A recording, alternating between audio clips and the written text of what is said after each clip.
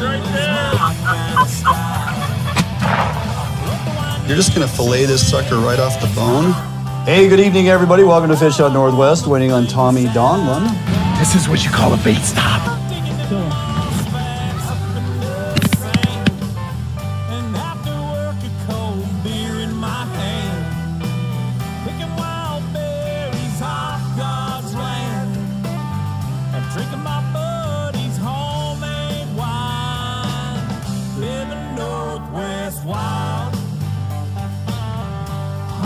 Fishing is my kind of style. I float the Wainuchi when it gets hot. I'm proud of all the things that I've got. Hello and welcome to Fish Hunt Northwest, waiting on Tommy Donlin, coming to you live from the Fish Hunt Northwest studios located here on the amazing shores of Summit Lake. How are you? Yes, indeed. I'm great. You're back. I'm wishing I was still hunting, but yeah, well, I'm good to be back too.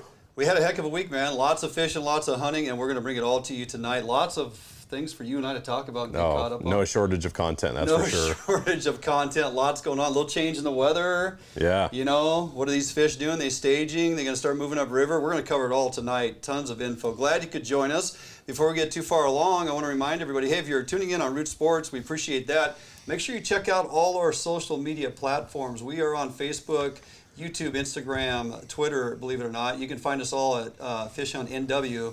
Simple search, you're going to come up with that. Go ahead and give us a follow, like, anything and all of it on all our social media platforms. Get to our YouTube channel, subscribe so you can catch all the additional info that you don't get necessarily here on Root Sports.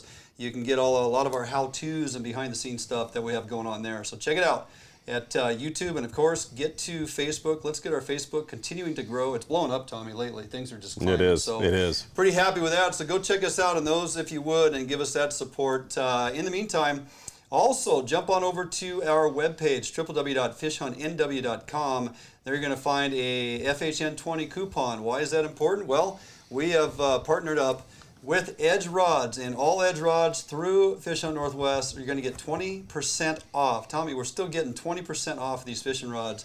Coupon code FHN20 at checkout. Make sure you use that, and you're going to be happy you did. And we are actually getting into some serious conversation on these Edge Rods tonight, a little later on in the show. Indeedy. So, great week for us. You got out in the woods, hunting some whitetail. That's right, with the muzzleloader. How about that? Yeah, something new for us, for sure. I'm going to break that down, let you know how that went for Tommy. First time he got the muzzleloader out there chasing whitetail. Of course, had a phenomenal week chasing coho. Got my mom and dad out. Yeah, that's awesome. 80-year-old mother, 83-year-old father, mom catching her first coho. Pretty phenomenal. Jordan got to be there, grandson, son, 3 generations. Phenomenal family. That's beautiful. Day. Just a great day. So, all right, before we get too far deep here, we got to get going, running down the show. Lots going on. Coho Fisheries, Tommy, now and moving forward. You know, we got low water in the rivers and fish piling up in the salt. What does that mean for the future? And then you just returned, my friend, from the Eastside on a muzzleloader whitetail hunt. How did it go? And lessons learned, all that with Tommy later on. We're also going to catch up on some openings and closings, what you may have missed. There's a ton of it, and we do our best to keep on top of it.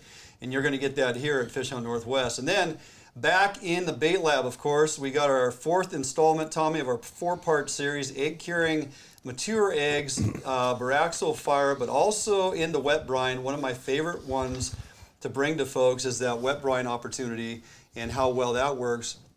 And then we're going to have we got a little video segment we've recorded with a couple of great individuals in the fishing industry, Pro Escobedo of VIP Outdoors and Alex Maslov from Edge Fishing Rods. They discuss the SAR 1065 360 Pro. That's a mouthful.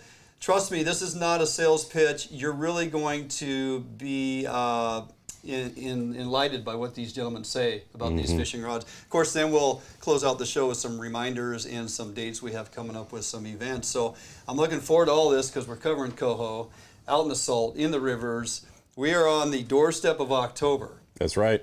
And, you know, hunting is in the air, right? Checking the camera today. Lots of great activity going on here locally for blacktail. You were out chasing whitetail. I mean, this is like my favorite time. This is just the beginning. I mean, you get a little bit of everything right now. Yeah. So again, you know, if you haven't followed us on Facebook, you can also follow Tommy and I. But I put that little video up of getting my folks out. My 80-year-old, you know, 4'11" mother with a 10.5-foot fishing rod reeling in coho out in the saltwater. It was an experience that I am so glad Jordan caught on video. Yeah, that's phenomenal. What a pleasure to get them out, man. That was really something. And, you know, the fact they're in their 80s and just still getting out there doing it. It's like an 8-hour day out on the saltwater getting knocked and they did great. Oh, phenomenal. They did great. Yeah, their endurance is amazing. I hope, you know, some of that sprinkled down onto me here. Because that's what I was want to be doing what my dad's doing when I'm 83. That was fantastic. So, all right, don't go anywhere. We're going to jump out for a quick break. We come back, we're going to talk about these coho fisheries, what's going on in the saltwater, where you can find them. Are these rivers starting to turn? Things open up on October 1st. I want to give you the best opportunity to go get them. There's a lot out there. Let's figure out how to catch them. Right here, after this break, Fish Hunt Northwest. Defiance Marine is the one-stop shop for the Pacific Northwest angler. Defiance Marine guarantees the best price on a new and best service on a repower for your current boat. Defiance Marine is a Honda Premier dealership and one of the largest on the West Coast. Defiance Marine is a boat dealer who proudly sells Defiance, Allied, and Arima boats.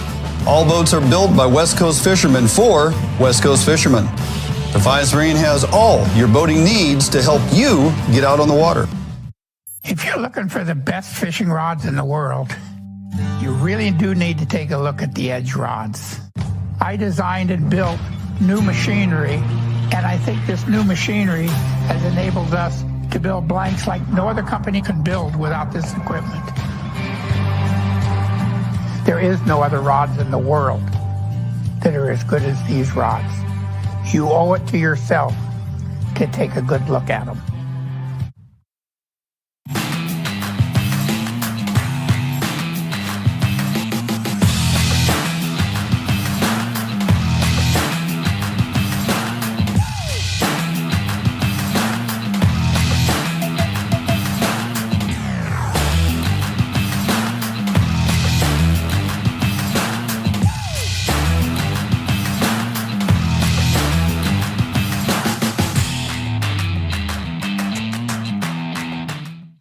For more than 90 years, you've entrusted one brand to guide you towards living the lifestyle you've always dreamed of. Now you can entrust affiliated Better Homes and Gardens real estate professionals to interpret your needs and help you find the home in which to live your dreams through every stage of your home buying or selling process.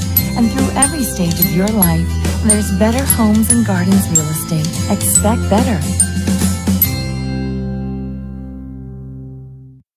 Welcome back here in Studio Fish Hunt Northwest, Wayne England, Tommy Donlin. And so, Tommy, I want to take us back to last year. So these coastal rivers out here where I like to fish and introduced you to last year, the opener's October 1st. And last year when we were making a plan to get you out drowning some eggs under a bobber. It was a little wet. It was a little wet. We had exactly what we needed. We had the rain the final week of September. And it even got to the point where I said, hey, we got just a little too much rain. We're going to forego the opener. We're going to wait till October 2nd because when you pay attention to your weather forecast, your river forecast, your precipitation, your water flow, and rivers on the drop, watching your graphs, I said, hey man, Saturday, October 2nd is going to be ideal. And it was. River was 1,400 CFS. We had about 6 to 7 feet of visibility. The egg bite was just nonstop all day long. Yeah, it was. And the fish were just teeming up the river, right? So this year, in complete 180 contrast, we had this little bump of rain here, which to me was more of a barometric pressure disruption than an actual rain event. Sure. We got a little sprinkle. If you watched your gauges, the river's bumped a little bit. But when you're talking 80 CFF, that doesn't do anything. Not enough. You know, it's a little freshet, but it's not a wash, right? Them fish are just kind of like, so they're piling up out there in the salt. So we get to this October 1, what's the game plan here? Do we go in the river and, you know, slug all day long, dredging down the river, pushing a drift boat and stuff? No, you know what, it's not, for me, that is not enjoyable anymore. The old adage, when the water's low, you stay low. How low? Well, for me, right now with these rivers, tidal influence. Yeah. You can get some of those fish swinging in on the incoming, and then they're going to go back out. A few of them will naturally want to get going. I mean, we're on the doorstep of October here, Sure. so those fish will want to start moving. Yeah. But the majority of them are going to stay in that tidal influence. They're going to go in and out. They're going to wash in and out with that flood and out with the ebb. So for me, it's all about fishing the saltwater right now. On these coastal regions, if you can get out here in the bays in some of these areas, fishing the shallow water fisheries, 18 to 25 feet on these incoming tides and whatnot. We're spinning herring. We're spinning chartreuse herring. Smaller profile seems to be getting it done in some of these areas. Spinners on 360 flashers. I'm telling you right now, the Brad's 360 has just been killing it for us, doing such a great job. Rolling with 16-ounce lead up front, 12-ounce out the back, and that's kind of the game plan it's been producing. I would love to go to some of the rivers and drop eggs under bobbers, and there are sections where you can, again, on that tidal water. But when we're talking 1,400 CFS last year on October 1st, and you're looking at 220, 230 CFS on this opener, you got to change your game plan. You got to be willing to make that adjustment. So in that tidal influence water, like what is turning on the bite in those areas? I just think it's because they're moving fish. I mean, it's just fish moving in the river, and they're coming on up in there, and they're going to stage in some of the deeper holes, hold up a little bit, kind of trying to navigate, decide what's this river going to do, right? You like that high tide bite better? Like you got that flood of water coming in, pushing those fish in? So the other thing you got to recognize on a number of these rivers, and you're low in that system, and you can literally watch the water come in, you're going to have a layover period of about an hour or so where you have a big pond. Yeah. There's no water moving, right? Yeah. Because the river basically comes to a grinding halt on that in push, and then it turns and starts flowing out. So usually if you're fishing that incoming and the water's coming up, you're going to find biters. Typically when it goes to stagnant water and just kind of all flooded and whatnot, that's a great time to cast spinners, great time to twitch jigs. Yeah.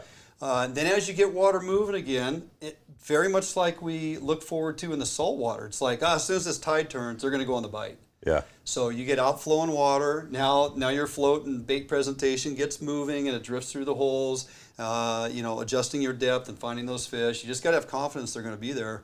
Good eggs under a bobber. You're going to have takedowns. So you found a lot of success here already in some of these areas, and I'm always curious. Like, you say, they're hitting spinners. Like, talk to us about the anatomy of the spinner, colors, size. How do you choose? Well, so for me, it's just a tackle box challenge. I tie up a number of different blade color combinations, and the one thing I started doing this year that I hadn't done previous, all my spinners not only have a silver horde, 2.53 size hoochie on there. So in a UV, pinks and oranges have been working really well, but I've been putting that glow hoochie underneath it. So some of these harbors, some of these bay areas run a little bit dirtier depending on where they're getting the bulk of their flow from. So if you got a dirty river feeding into some of these areas, that water is going to be cloudy. So, and on cloudy days, you don't have a lot of light penetration. So for me, I was like, well, and it worked for the Chinook too, in certain areas on the Columbia when it was a little bit dirty. You double up on your hooch, you put that glow pattern underneath that UV pattern. Because what do we fish in the salt? Glow and UV is always hand in hand, right? Because you could be fishing shallow on these coho out in the salt water, and the UV is popping. You go down a little deeper, you really want that glow to sustain, right? Yep. I'm fishing my herring all in Rice Davis helmets. They want a smaller profile. I'm running out of red label herring. I told you I did. What am I going to do? I'm going to take my green label, I'm going to cut them back. Cut them back about a ½ inch behind the head. Why? It's not about the overall, size of the bait. It's a smaller profile overall, right? You cut that thing back, it tapers down. Sure. You stuff it in a helmet. You can strip it, stuff it in there. You can strip it, stuff it in a helmet. It's about the size of profile. And for me, it seems like they're hitting a smaller profile bait. So I'm going to give them a smaller profile bait. I'm not just going to fish green label because it's all I have. Right. Cut it down. Yeah. Yep. Because what's been working, I don't want to change that. Now, will I spin green label and see if they're going to grab that as well? Sure. Look, one thing we know about coho this time of year is they're transitioning from the ocean into your bays and inner Puget Sound and whatnot and heading towards the rivers. They got the feed bag strapped on. They're gaining a pound a week. Yeah. And they're starting to put on some nice size. We're starting to get some already with some hook nose going to them and whatnot. So anyway. What's the speed program? Well, it's all based on the thump.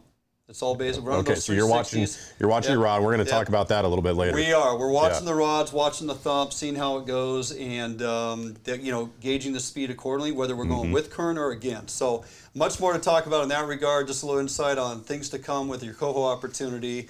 We're going to jump out for a quick break. We come back. I want to drill down on this whitetail hunt. All right, let's That's do it. something else. So don't go anywhere. Quick break. We'll be back right here at Fish on Northwest.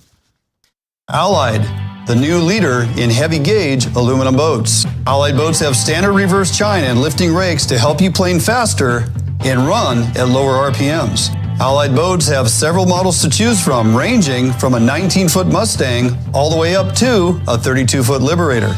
So regardless of what type of heavy gauge aluminum boats you are looking for, Allied Boats will have it for you.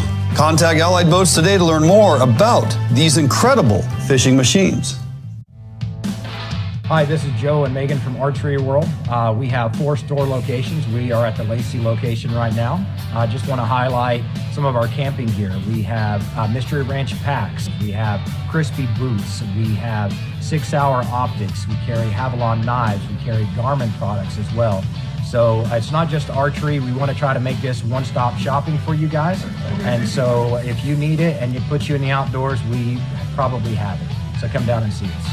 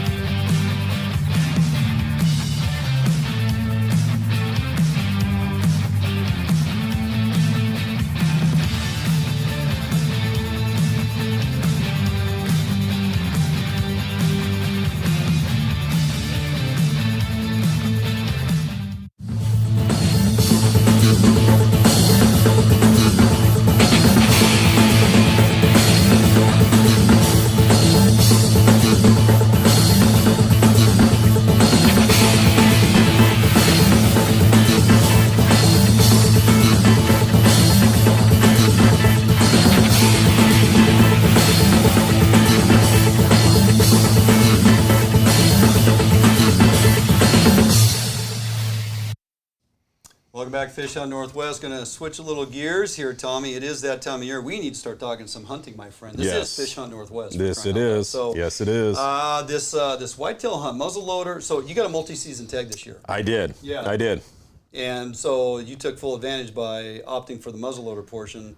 Opportunity, Eastside whitetail. That's right. That's right. I mean, I wanted to do the archery too, but I mean, let's just face it. This time of year, we're so conflicted. There's just so much going on. Yep. The tuna are still out there. There's fish coming into the rivers, Yep. and we got big game season in full effect. Right, right. Yeah, so opted for the multi-season tag to take advantage of the muzzleloader. Never hunted muzzleloader before. Right. But knew that it'd be a good opportunity because the area that I hunt, there are no archery hunters, no muzzleloader hunters at all. Yeah. And so I knew that we'd basically get the first whack at them. So range time.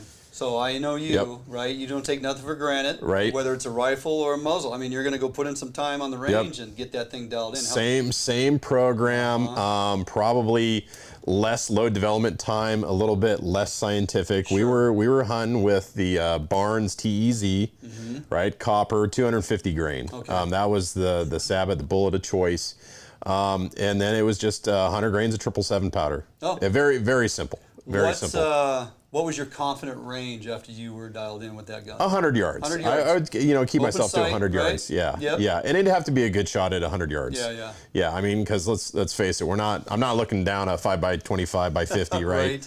Yep. Scope. So That is the one thing they hold us to is the open sights on muzzle, and it's a game changer, yep. right? And that keeps it up close and personal. Yeah, good point. So weather conditions over there, we are here into October, and we are still extremely dry, even on the west side. Yep. I got to think the east side was a little crackly over there. It was, but the first day wasn't bad. It was in the upper 60s, and day before the season, and you've heard this a lot. 4 muley bucks, 3 whitetail bucks, and we're like, okay, tomorrow's going to be game on. And then the next day was hotter, and we saw a little bit less and a little bit less. Right as each day went on, it got warmer and warmer and warmer, and those animals were just tied up in the timber, bedded. Yep. It's a morning and short window in the evening if they're going to move at all. Right. If they're not just completely waiting until dark time, you know, absolutely. Feeding at night, right? Absolutely. So you kind of you're up against it. I mean, it's a great opportunity, but look, if we get cooler temperatures and they're more active later in the morning and earlier in the evening, give you a wider window. But it sounds like you guys were in a pretty tight, quite and narrow. Did you see a good number of animals, or what was? We did. We passed on a number of small bucks. Buddy Mark ended up harvesting a 3x5 whitetail. Oh yeah. I tracked down a 3-point muley for a while, and he was very elusive, I will say. I got within, you know, I saw this group of deer, and of course he was with 4 does. For whatever reason, they were hanging out. I closed the distance to 10 yards, peeked around the corner, and there's the 4 does saying hello, and no buck. Right? He slipped out the back door. And so, yeah, we had some good close encounters with deer, got within 27, 32, 26 yards of some different bucks. Yeah. And closed the gap. I think Mark shot the one at 113 yards. So he landed a dandy, and it was awesome. I'm going to do it again. How aware were you constantly when you're spotting, stalking, moving in, you know, checking your wind? It's a wind check game. Yeah. It's a wind check game. You have to pattern. So what I like to do is pattern the deer from a distance, understand what their behavior is, and then knowing what the wind is doing in mind, set up for it, right? And so it's not, depending on the situation, it's something that you may need to plan for, like watch them one evening and then the next evening go into the hunt with the wind in your favor to get into that spot. And, you know, if you can keep a consistent wind, get there before that evening comes and they start to move, right? Know what path they're going to take and then set up along that path. Yeah, it makes total sense. Did you said you had a little slight uptick in temperature. Yes. Did the wind maintain consistency to actually put that plan in motion? Yep, the wind was pretty consistent where we were. And you were there for how many days? We hunted 3 1/4. Okay. Yeah. Got to do it again. Oh, absolutely. Good time. Yeah, no pressure. Tons of game. Saw a bull moose, saw a cougar. Yep. Whitetail bucks, muley bucks, grouse, turkeys, porcupine. Porcupine. Yeah, it was that great. Particular hunt, 3-pointer better on your mule deer. On the mule deer, and then game, any buck for whitetail. Any buck for whitetail. Yep, correct. Yeah, that particular area can be polluted with whitetail. Oh my God, there's so many animals over there. It's amazing. Crazy. Yeah. You go, well, why are we going back to the west side? Right. Yeah. Nicely done. I mean, you guys put one in the bag first time out. You can't complain about that. You got a few more hunts coming up that we get to be part of as we follow you on your journey. That's right. Idaho's next. Idaho Bulls. Looking forward to it. So, yeah, I got a little activity on the game camera as of late up here. I saw that. In the public land, so I'm getting a little excited about what's to come in that regard as well. So, right on. All right, nicely done. Jump out for a quick break. Don't go anywhere. We come back. Openings and closings, trying to keep you all up to date. It's happening, and you need to be aware. Right here, we come back. Fish on Northwest.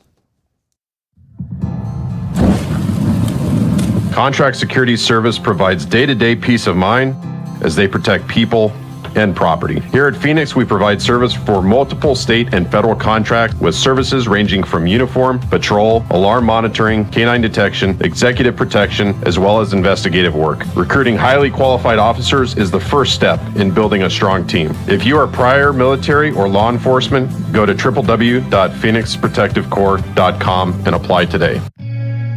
New days.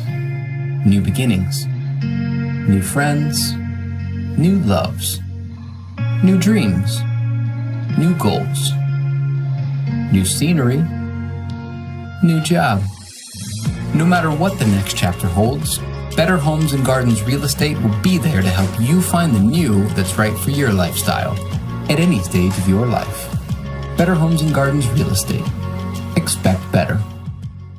Sportco, an outdoor emporium, is the largest local outfitter in the Northwest since 1975, providing thousands of people affordable outdoor gear. This summer, make your next outdoor adventure more affordable by shopping at our warehouse-style pricing. We are a local Scotty dealer, offering sales, service, and repair. Located in Fife and Seattle, come visit us today. The outdoors await you. Yep, for sure. Oh yeah, big fish. Yeah, buddy. Nice fish. Oh, beauty. Gorgeous fish. Bobby's on the board. We got a good one. Oh yeah. Oh. Oh, geez, come on. Nice fish. Nice fish.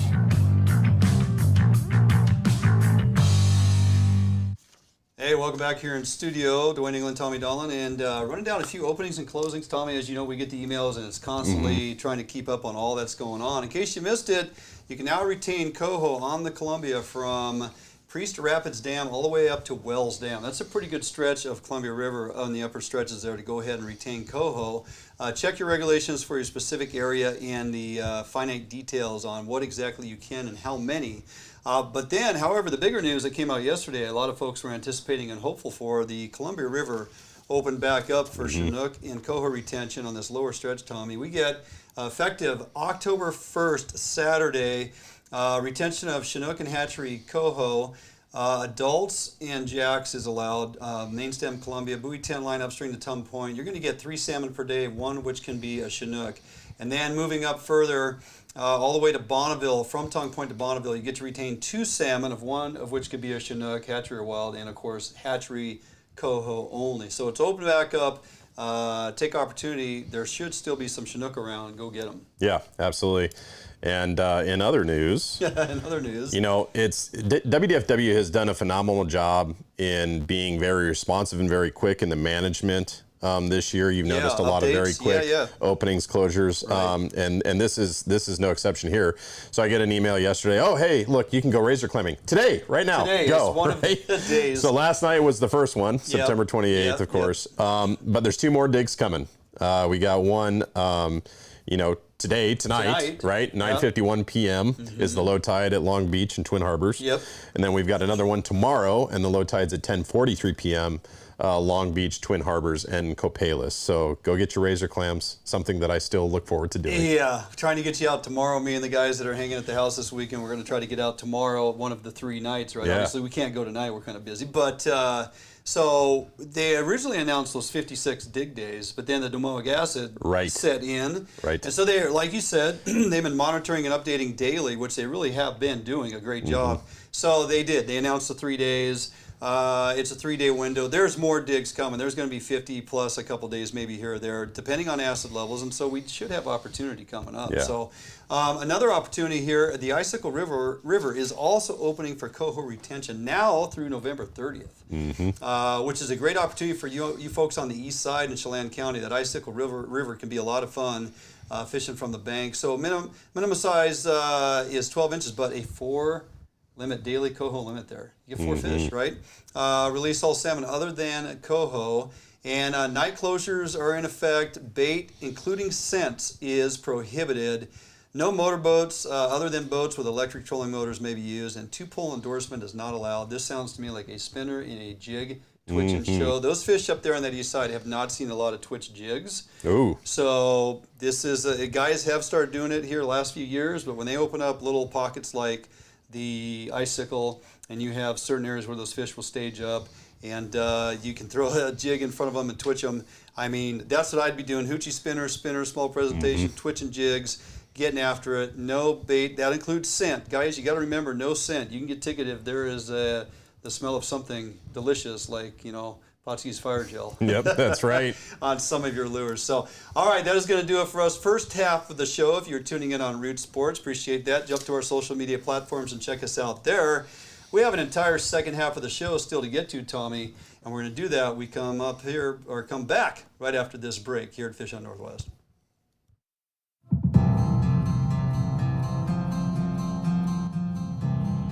Sergeant Daniel Moulter began his tour of duty on October 21st, 1996, and ended his tour on June 27th, 2020. On the authority of Constable Carlos B. Lopez of the Travis County Constable's Office, Precinct 5, badge number 504 is officially retired, and Sergeant Dale Moulter is 1042. Godspeed, Sergeant Moulter. Honoring fallen law officers of 2021. The 2022 End of Watch Ride begins in May from Spokane, Washington. The ride across the country to honor the men and women of law enforcement who paid the ultimate sacrifice in their service to our communities will cover more than 23,000 miles. We ride to ensure that no fallen officer or their family is ever forgotten. EOW relies on sponsors and donations to cover this cost. Please consider donating to help support the families and departments of the fallen officers. You can donate by visiting our website at www.endofwatchride.com/donate. Please support the Blue.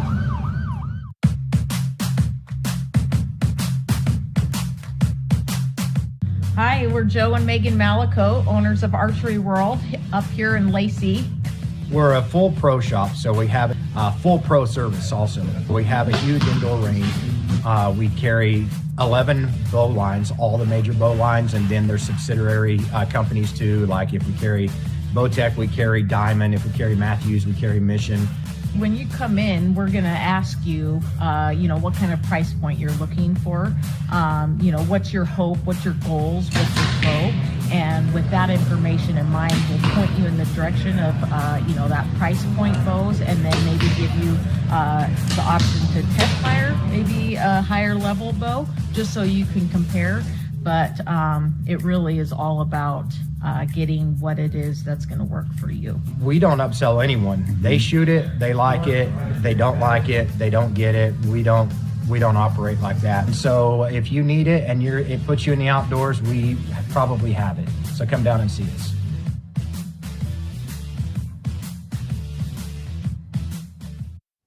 All right, welcome back here in studio. Tommy, we kind of talked about it at the start of the show.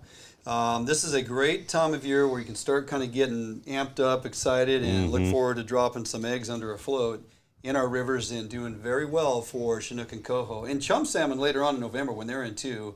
If you think chum won't eat eggs, you've been missing out. So we have a great, let me clear my throat.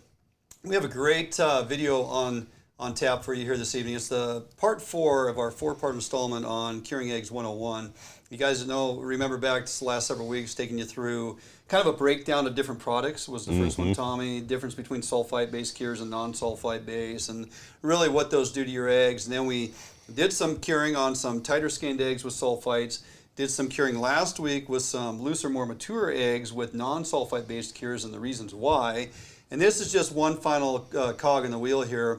It's a wet brine that I use for the most part on some of the frozen eggs that I get and how we cure those. But this works exceptionally well also on mature eggs that you've harvested fresh and want to cure. Wet brines are fantastic. Yeah, I'm excited. If this is Egg Curing 101, I can't wait to see what the graduate level courses are. It's a mind blow. So we'll get there. You're not ready for it yet. Oh, I'm not ready. Okay, not qualified yet. Got to take the prerequisites. Yeah, it's like I'm still trying to earn my my white bibs, right? So, that's right. So we're not there yet, my man. Okay, all right. It's like fine wine. It takes time to build these things. My God. So we're going to take you through this. So again, the Beard and I were in the lab a few weeks ago. I had to shoot some tutorial videos for Podskis because we are part of Podskis and want to support everything they have going on. So this is in a presentation for Podskis, but the information is relevant, and we're bringing that to you right now.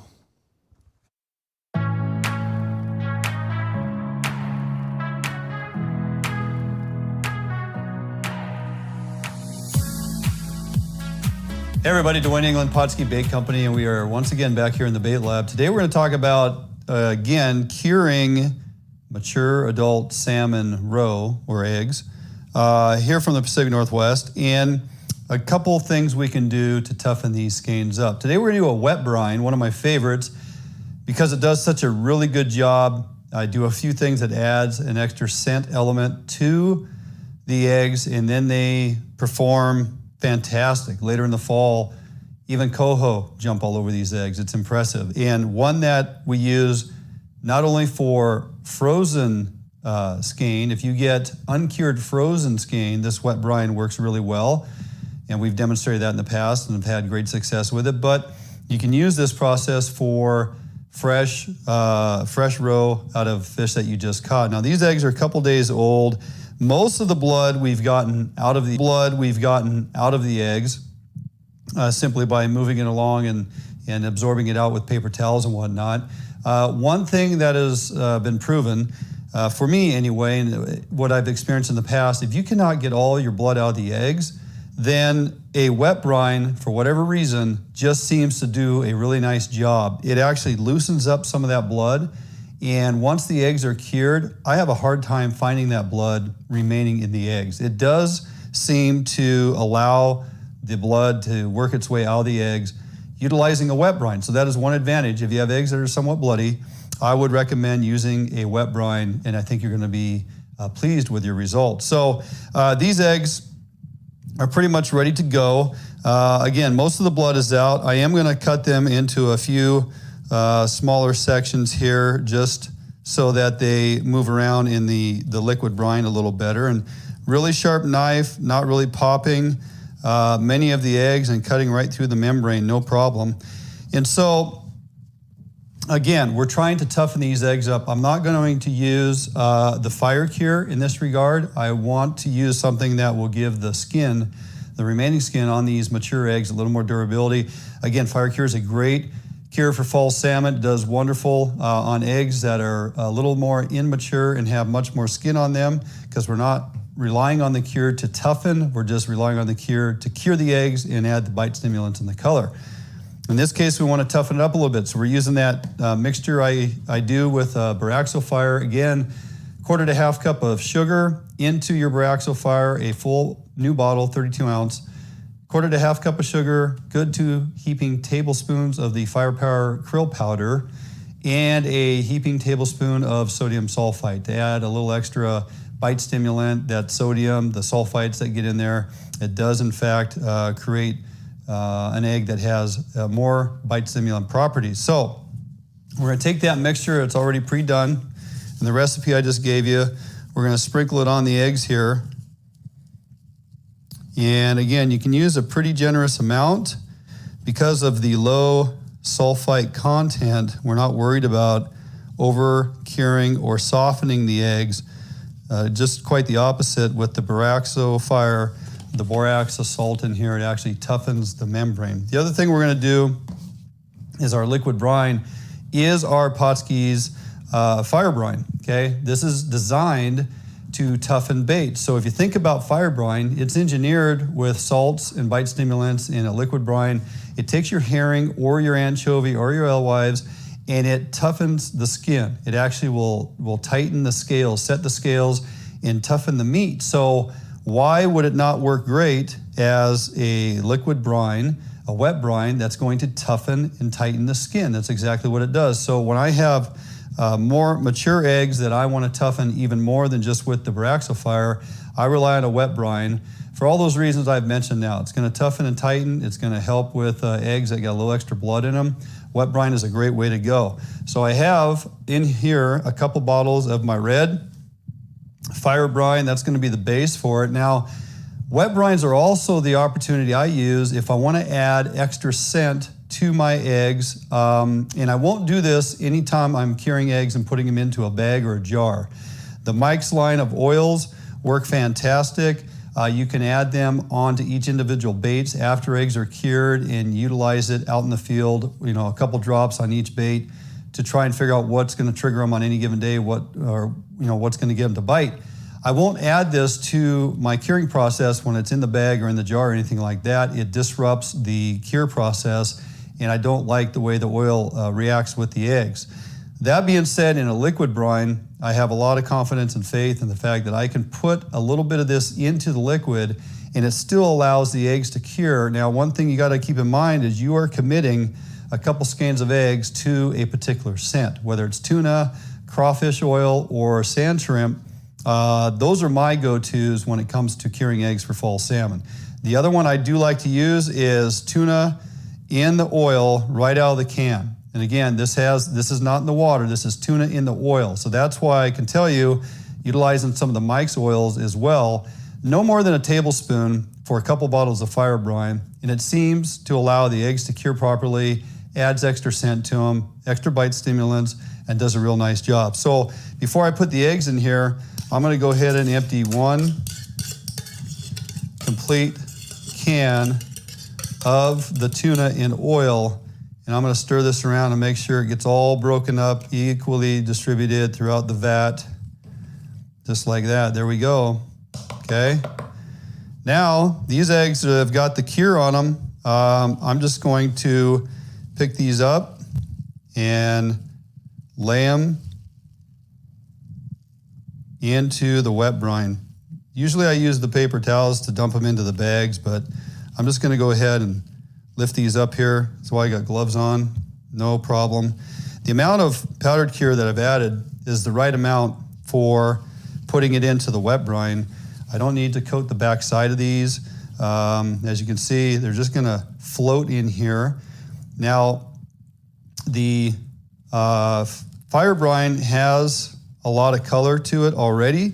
The Baraxo fire has a lot of color to it. Now, if I wanna darken this up even more, as these will float in here and begin to take on color, I can certainly add some of the fire dye, okay? But you can see the tuna's already turned color. And with that, we know over time, those eggs will begin to take on a good amount of color. So you just let these float in here, stir them around every once in a while to keep the powdered cure, make sure it's not just settling on the bottom, but it's getting absorbed into the liquid and also into the eggs. This is a good 24-hour process. I let these bathe in here for 24 hours, absorb as much of the cure, the scent, the color, as everything I want. Again, I'll stir them around so that we get equal distribution of the cures and the tuna scent and everything on the eggs. After 24 hours, sometimes I even let them go 36. You're not gonna burn them, it's not gonna destroy them. It just even gets them cured better, tightens that skin even more. Take them out, put them in a colander, say over your garbage can, let that excess liquid drain off of them. And then even set them out on these puppy pads, work really well as an absorbent, paper towels, what have you. Do not use newspaper. You don't want to get ink and stuff from newspaper coming off onto your eggs. So clean surfaces, puppy absorbent pads work fantastic for your work area for curing eggs. Paper towels work great. Let them sit on the paper towels or the puppy pads for 6 to 8 hours, egg side down, skin side up, drawing that extra liquid out of them. Then you can bag them up, put them in your freezer, containerize them, put them in your fridge. They're gonna be nice and tough. I recommend taking them out after you've drained fluid off. I put them in the fridge for a couple days in plastic tubs, layered on paper towels. That really gets those eggs to set up. They're gonna get nice and firm, not overly firm. They're still gonna milk out really nice in the river. They're gonna be tough. They're gonna last multiple casts. So give them time to set up. Out of the liquid, drain, put them in the fridge for a couple days. They're gonna firm up nice and tight. Might even feel a little bit rubbery. Don't be alarmed by that. Once you cut into them and put them on your hook, they're gonna fish just fine. So just a couple things you can do with mature Chinook eggs or mature salmon eggs, creating a more durable bait that's gonna fish, give you a little longevity on the river, and definitely get bit by fall Chinook or Coho. All right, that'll do it for us today here in the Bait Lab. Thanks for watching.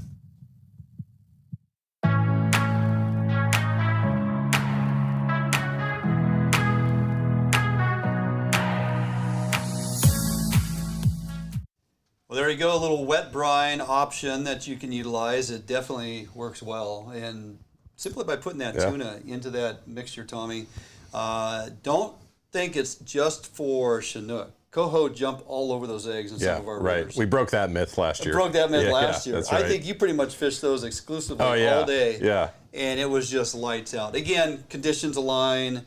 Good flow, perfect conditions for bobber and egg presentation. We had a hole conducive to holding salmon all day, and it just flat out works. And folks like to think that salmon go on and off the bite, and they do, but there are times when it doesn't matter all day long. They're just going to bite. Yeah, that was one of those cases. They went off the bite for maybe like 9-10 minutes, and then they were on again. It was right back on it. So definitely worth trying. And if you missed the reference in there, if you have eggs with a little extra blood in them too, that is always. And I get frustrated not able to get all the blood out of those eggs, I will wet brine them. It seems to kind of draw some of that blood out of those eggs and really cleans them up. So there's extra bonuses when doing wet brine. All right, hopefully you enjoyed that. We're going to jump out for a quick break. We come back, a little rod discussion here, a little edge rod discussion, one worth waiting around for and seeing as Pro Escobedo and Alex Maslov have a discussion, a serious discussion on the 360 rod and why you should add this to your arsenals. Don't go anywhere. We'll come back here in studio right after this break. Here, Fish on Northwest. A Northwest favorite for almost 40 years, Arima boats are manufactured with pride in Bremerton, Washington. All Arima boats are built without any structural wood materials. That is why Arima boats are backed with a lifetime warranty. Arima can offer every boat with Honda outboard packages so that you can take advantage of the reliability and 5-year top-to-prop warranty from your Honda outboard. Call or stop by Arima Boats today and let them help you get into your very next boat. If you're looking for the best fishing rods in the world, you really do need to take a look at the Edge rods. I designed and built new machinery, and I think this new machinery has enabled us to build blanks like no other company could build without this equipment. There is no other rods in the world that are as good as these rods. You owe it to yourself to take a good look at them.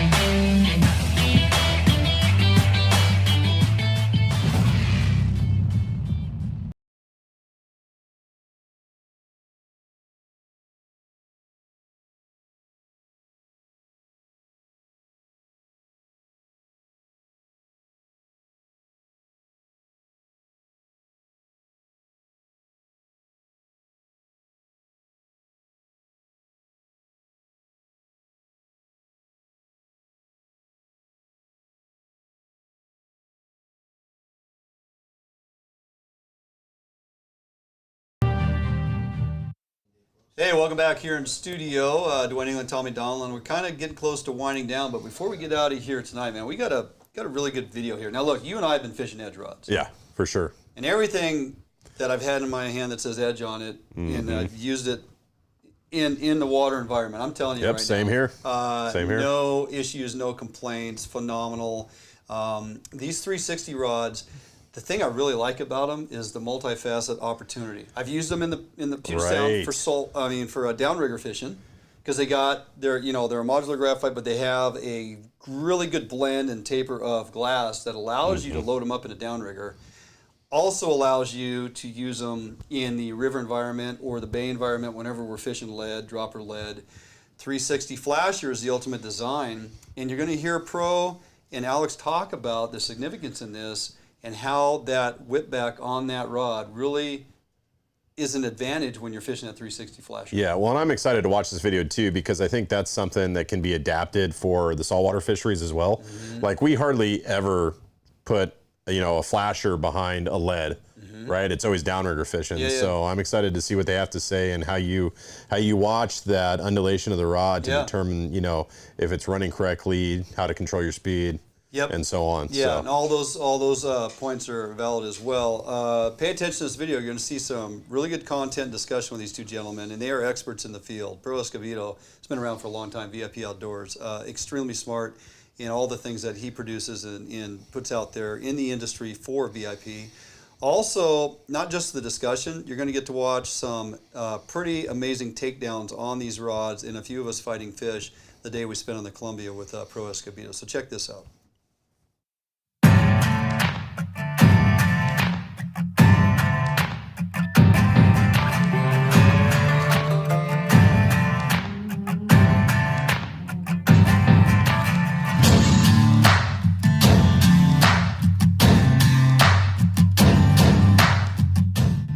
Right on. So we're gonna talk about your edge rod a little bit. Thanks. Okay. I have been in the industry now guiding this is my 14th year, and I am what a lot of people would consider like a shop manager calls me a tackle and a rod hoarder. But ultimately for me, what it is experience with products. When I talk to people about quality of products, how they perform, I like to be able to do that on a very level playing field and having experience with a lot of different products, a lot of different manufacturers. And that's where I'm at with rods and reels. I ran them all. I paid for them all. I ran them all. And last year, Alex, actually last winter, you reached out. Winter. Yeah, last winter you reached out to me. And then we reconnected at the Portland Sportsman Show. And Alex had asked me about giving the rods a shot for a season. He said, sounds good. Let's give them a shot. Because people have asked me in the past, what's your favorite rod? And up to that point, I had my favorite rods. This year is the first year that I could genuinely say I've seen a rod make a difference. A lot of times I'm like, put one of our products on the back end and it'll fold over. But I like talking about overall systems, and a system that starts with edge rods, I'll tell you what, it takes a lot of human error out of it. And me as a consumer and fisherman, I think I know why, but I don't know the technical aspects of it. You know, the different actions that we're talking about. We're talking specifically about the 360 rod that you guys make. Right. And you make them in 3 different powers, correct? Yes. Okay. The way I recognize them is there's either a 4, 5, or 6 at the end. So lightest power, medium power, heavy power, which they're probably not identified that way in your guys' book or catalog. But me as a simple angler, light, medium, heavy. Sure, and that's pretty close. Is that pretty close? Yep. Okay, sounds good. And I get very particular about fisheries. Like we were talking about on the boat. I see the way the rods perform, and I go with the lighter rod in certain fisheries, like this being a softer water fishery, and I want to make gear perform, I stick with the lighter ones, which is the 4 power. You know, in the 360 application itself, what we're looking for is that flex in the rod, and we're looking for that recoil to really rip that pro troll back, right? So we want the bend to get into the rod as far as it can without sacrificing backbone when the rod or when the lure gets bit, okay? I don't know what that is, and maybe you could help explain what exactly that is and makes them perform, because I'm in love with them. Sure. I could honestly say, as a consumer, this is the best rod I've ever used. So if you remember about a year ago, a lot of our ambassadors and pro staff used your spinners, and they said that something about the way that the rod recovers and kicks when it's running that spinner, they've noticed that they get bit more often on those rods that have that kick when that blade or that flasher is being oscillated or recoiled back. So what we try to do is really lock down the action of a rod that will just have that specific kick for the right length. And you know, for us, we were taking a bit of a gamble, so we knew that, you know, you're making these spinners, so is the kick right? So when we settled where that action point is on the rod, and the reason why it's a little bit different, it's a blend of 2 different materials, carbon and a material called Zentron, which is like a high modulus glass. It still loads the way that most rods will load, but if you notice, it's got almost like a weird little flat spot. It almost doesn't look normal, but that's that kickback that you want from that recovery. So when a lot of guys were running your spinners, is that the second, third, like the middle of the rod? Okay. Yep.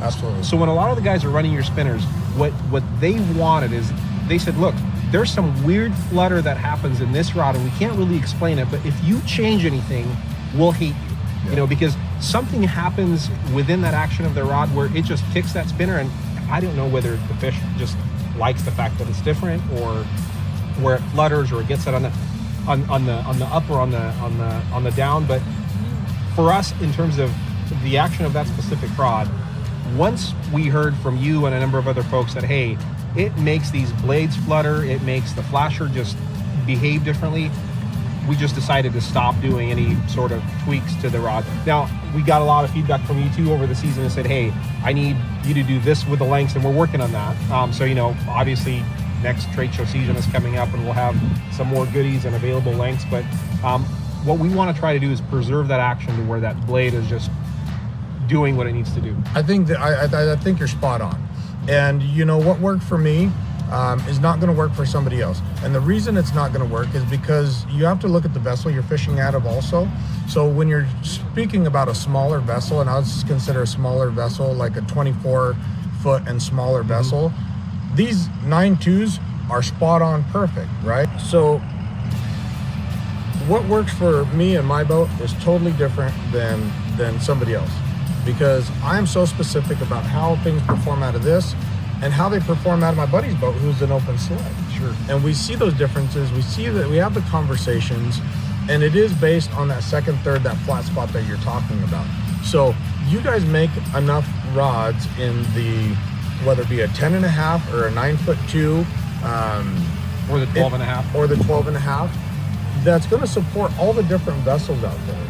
And I encourage people to grab a few different models and see which one's going to work best for you, even in the rod position, whether you're perpendicular to the boat, 90 degrees to the boat, parallel to the boat, rod angle's low, rod angle's high.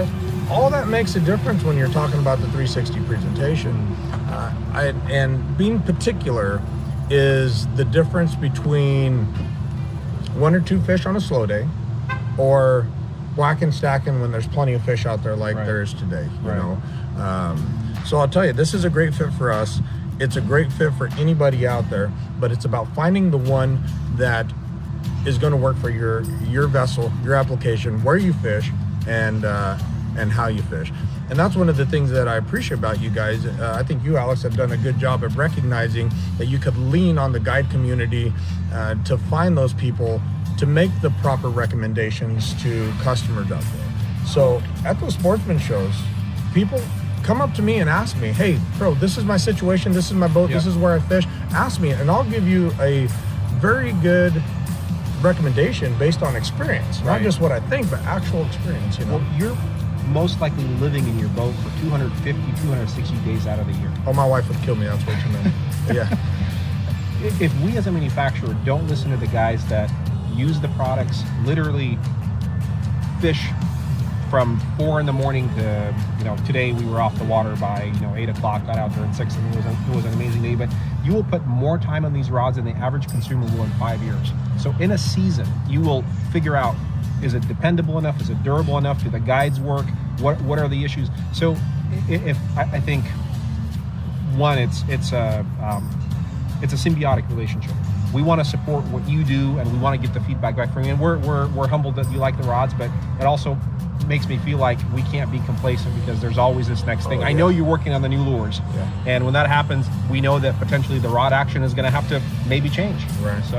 Right. Well, and that's what makes for a great relationship, right? Is working together for the fisheries that we have here, and that's for everybody within the industry. It's not about edge rods. It's not about VIP outdoors. It's about the industry as a whole. And catching fish is just the base of it.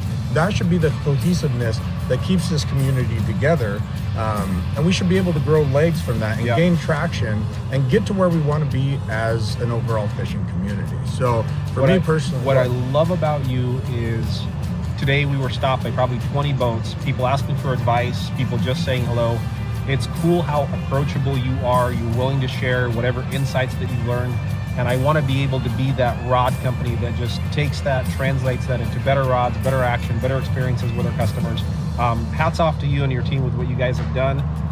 It's humbling to have you guys say those kind words about our rods, and I just appreciate it very much. I know Gary will be very happy too. Thanks. Absolutely. Thank you, guys.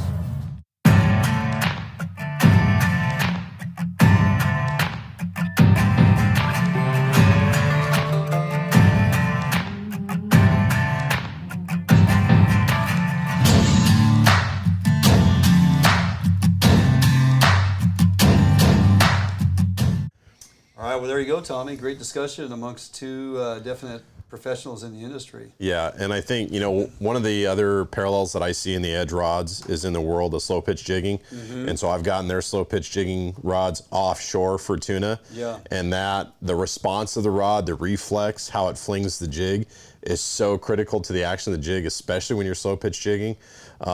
And I've put their power zeros and power ones to the test on our albacore tuna. And it is just a kick in the pants.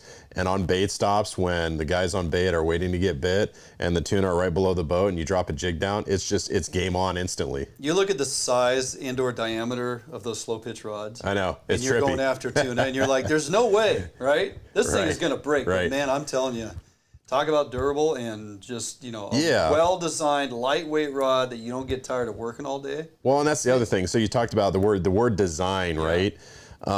There's rod companies that go out and they go trial and error. Okay, hey, can you kind of put the blank together that's kind of a little stiff here and a little soft here, right? And then that doesn't work, and they try it again, and they try it again, and they try it again. Edge has a team of production engineers and designers that design blanks and design rods, right? Specific to the fishery and to the cause, right? Yeah. So it's a little bit more scientific than just guesswork. Trial and error. Right. Yep. No, well worth checking out. And again, anytime you get online via Fish on Northwest and get to the Edge website, enter that coupon code FHN20, you're going to save 20% on every single rod you purchase from Edge Rods if it is not already attached to some other coupon and or price reduction sale. So yeah, well worth checking them out. They pretty much have a rod for almost every fishery. Yeah, they do. At this point. They do. I mean, our garages and boats are getting stuffed full of Edge rods for everything we do, and we cover it all. So well worth it. But all right, hope you enjoyed that. Go back and watch it again if you want to pick up on some finer points. We're going to jump out for a quick break. We come back. We're closing out the show right here at Fish on Northwest. All Defiance boats are built without any structural wood materials. That is why all boats are backed with a lifetime warranty. All Defiance boats come standard with large fish boxes that are fully insulated so that you can ice your fish properly all day. All Defiance boats are foam flotation filled and unsinkable for the ultimate in safety while fishing offshore. Before you buy any boat, stop by or call Defiance Boats today to ensure you are getting the very best glass boat your money can buy.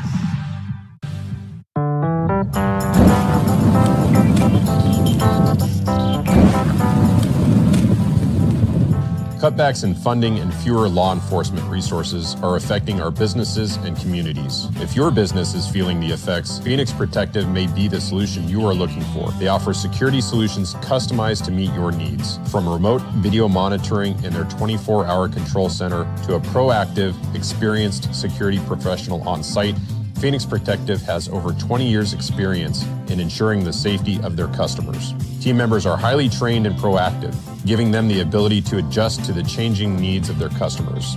Customers choose to work with Phoenix Protective because they provide the next level in security support to industries such as schools, hospitals, transit, and utilities. For a security assessment to see how Phoenix Protective can help you and your business, visit their website at www.phoenixprotectivecorps.com and select Contact. All right, welcome back here as we close out the show. Tommy, you know we have a couple of hunt invitationals coming up. That's right. Yes, we do. November and December. If you haven't got on this, get to our Facebook page. All the details are pinned there at the top of the page. But in case you've missed it, we have a couple different hunts coming up with Shelby Ross, our good buddy over there at Ross Outdoors Adventures, Potholes Reservoir in the Mardon Resort area. We'll be hunting two-day combo hunt, actually two-day duck hunt. Hunt number 1 arrived November 6th. Hunt the 7th and 8th. It's a two-day duck hunt. 2 nights lodging, dinner included both nights. Only $375 per day. That includes everything, the lodging, the dinner, the guided hunt. 2 days in a row, or if you want to book a single night, that is entirely up to you. Hunt number 2 arrived December 12th. We're hunting the 13th and the 14th. The significance of that, Tommy, is 14th is a Wednesday, which means that's a goose day. So we get a 2-day hunt. We get ducks and geese on the 13th and 14th. Again, 2 nights lodging, dinner included, $375 per day. Hunting with Shelby, kicking the pants. Yeah, Shelby knows how to goose hunt too, I'll say. I haven't been on one of his duck hunts. Right. But that goose hunt, we had 39 geese on the ground by 8 a.m. Yeah. That's pretty ridiculous. It has a lot to do with if the geese are actually getting off the water and flying. Now, the reason we move that into December is because the colder conditions is much better to get those geese up into the fields early in the morning there. So it's just a great time, and if you do take advantage of this, you're going to be subjected to, gosh, I don't know, horrible duck kebabs in the duck blind. Yeah, right. While we're hunting. I mean, it's just absolutely full-on enjoyment. Sitting around, conversing with folks, like-minded folks. Talking about kokanee. Talking about kokanee. Talking about smoked kokanee as we sit there and eat it and enjoy it. And how was that smoked coho, by the way? Oh, it was phenomenal. You did good work on that. Yeah, well, I'm a little bummed it wasn't in the form of the dip that Shing makes, but, there's always next week. I think she's... I got nothing to do but sit around and smoke fish, so yeah, no worries. Well, we are going to try to get out there the next couple days and find some coho. I got my buddies here for our annual mancation, as you know. It's a tradition. And clam digging tomorrow night. I think Saturday is going to involve some frying up some clams and clam strips, and going out and catching some more coho on Saturday. Yeah, so, and I'm going to be in the kitchen making elk brats. Yep. And canning tuna. You can bring me some of that? That's the program. You going to bring me some of that? Yeah. Maybe? Yeah, I could probably do that. Yeah, you probably should. Yeah. All right. Hey, I want to thank everybody for tuning in tonight. Lots of activity here. Hopefully we answered a ton of your questions. And trust me, Tommy, as you know, there were a ton of questions getting fired at us here. So happy to interact with you guys. Appreciate you jumping on and asking those questions as we progress through the show. Find us here each and every week, Thursday evening, starting at 6 p.m. Catch us on Root Sports, typically Saturday and Sunday morning, anywhere between 9 and 10 a.m. Check your local listing to find Fish Hunt Northwest in the onslaught of outdoor programming they have now put on there, and we're happy to be part of the Root Sports team. So have a great weekend. Be safe. Get out there. Weather's going to be phenomenal as we wind it down here at the end of September. Jumping into October, hunting, fishing, weather changes coming, lots of excitement. Can't wait till next week. We'll see you next Thursday right here, 6 p.m.